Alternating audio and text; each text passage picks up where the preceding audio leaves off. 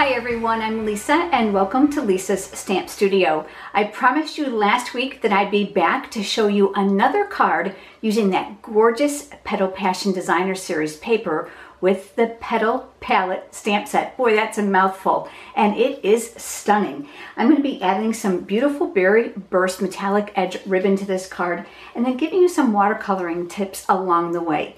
Remember, if you're here from YouTube, you can find the link directing you right to my blog post where you can find pictures and supplies for today's project. Let's head over to the stamp table and let's get started. Here's a good close-up look at the card we're going to be creating today. The shimmer from that ribbon and the rhinestones together is absolutely beautiful. The base of this card is actually created with a piece of Whisper White cardstock.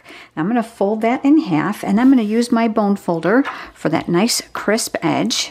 I've got a piece of Designer Series paper here. This is from the Petal Passion Designer paper stack. This is absolutely beautiful, isn't it?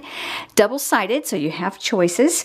And I'm going to go ahead and mount that on a base of Whisper White cardstock. I'm going to use my adhesive, a little bit in my corners to adhere that. That's going to go right down here at the base of my card, lining it up the very best that I can. We're going to go ahead and attach this now to a layer of basic black. And that'll go here on this layer. You'll find all the cutting dimensions over on my blog. That link is right down here in the description of the video if you're here from YouTube. Then I'm going to add that beautiful Berry Burst metallic edge ribbon. Isn't that pretty? The easiest way to do this for me is with glue dots. So I've got my glue dots here and I am going to place one on this raw end and another on the other raw end.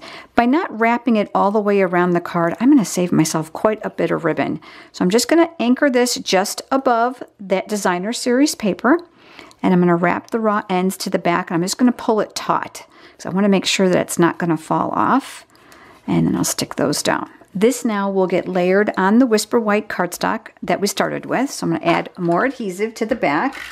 This time I'm going to be a little bit more generous because I know I've got layers of paper here. And then that'll get centered here on the base. Now, if you watched last week's video, you remember I promised I'd come back this week with the exact same products to show you another card. And this is the Petal palette. And today we're actually using the bundle. So there are coordinating framelits for these images. Lots of fun, and it's just stunning. Love the images and love the varied greetings that go with it. So on a small piece of Whisper White cardstock, I'm going to work with basic black ink, but I don't want this first image to be too dark. So I've actually pulled out the leaves that are part of that stamp set. So I'm actually going to stamp off. And I'm going to go ahead and ink them up in the basic black ink pad. But I know that's going to be too dark for me. So I'm going to actually put it here on my scratch paper and I'm going to press and get that first layer of ink off. And then I'm going to put the next layer right down here on my card. And then I'll press. That'll give me a lighter tone of that same image so it won't compete with the actual focal point. I've pulled out another piece of Whisper White cardstock. It's a scrap, and I've got the bird from that stamp set. So I'm going to go ahead and ink him up in the black, and I'm going to stamp him here. Now remember, there's a framelit, so that's going to die cut this image for us. I want to give him just a little bit of color. So I've got my Berry Burst ink pad here, which coordinates with the ribbon we just used. I'm going to flip it upside down. I'm going to give it a squeeze. So if you were with me last week, you remember how I told you that these lids are flexible. So it puts a pool of ink inside the lid of the pad. You never want to use your Aqua Painter or blender pen or paintbrush inside the pad itself. There is water down in the chamber of this brush. It's just tap water, so it just screws on and off. I like to give it a little pinch, make sure that it's not oversaturated. Going to pick up a little bit of color here, and I'm actually going to dab that color inside of here. Now, I'm not using watercolor paper, so I want to make sure that the paper doesn't pill by putting too much water on it. So I'm just going to kind of fill in, and you can see that I've got some light and dark areas, which is totally fine. And I got a real nice speckled kind of variegated look. Now I'm going to clean my brush before I put it away, so I'm going to squeeze it over my Stampin' Scrub so that water will run through the bristles so the color will come out. Once that's done, I'm going to pinch it because I want all my bristles to be together before I recap it so it's ready to use for next time. I've brought in my Big Shot with the magnetic platform. I love this for the framelits to help keep them in place. And I've got a clear cutting mat on the bottom to protect it. And here is that bird image.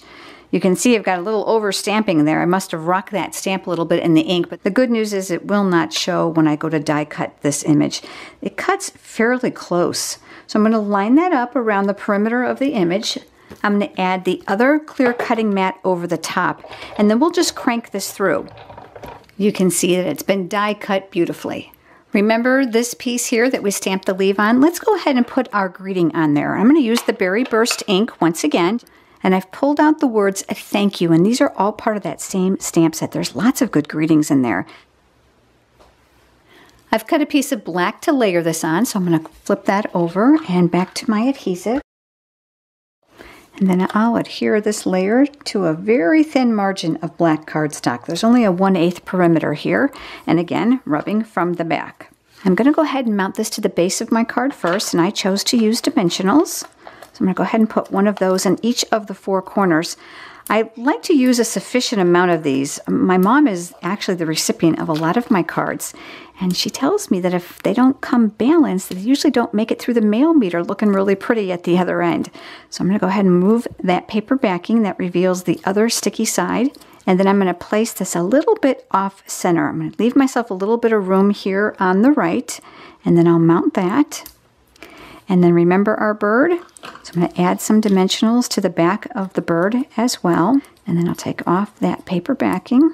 If you're having trouble like I am, take your fingernail, press it in the middle of the dimensional. That's going to help lift up the paper sides for you. I keep my nails short, so sometimes those are tough for me to get off. And then you're just going to position this bird on the branch where you'd like it. Okay, and I thought it needed some bling to tie in with that metallic edge. So I pulled out my rhinestones, and I'm going to use the medium size ones. And since I'm going to be doing 3, I decided that I would start in the center first and work my way up. I don't know about you, but sometimes I start too high or too low, and then they don't end up centered. So I'm going to put one here, and then I'm going to work above and below that. So I'm going to put another here, and then one more right here. Okay, and last but not least, you know I like bling.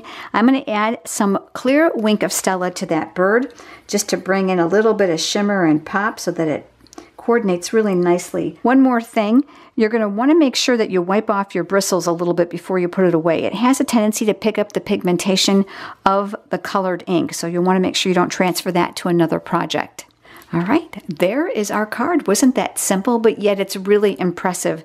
This series of products is absolutely beautiful. And how about a little bit of a spoiler alert? My studio stamps in the mail is a way for you to stamp with me from home. And believe it or not, this entire bundle is going to be part of the package with free pre-cut supplies to make 8 cards in March for my March edition. Here's the card we created today, the one I created before you joined me. Thanks so much for being here, and I hope you have a great day. I look forward to seeing you next time.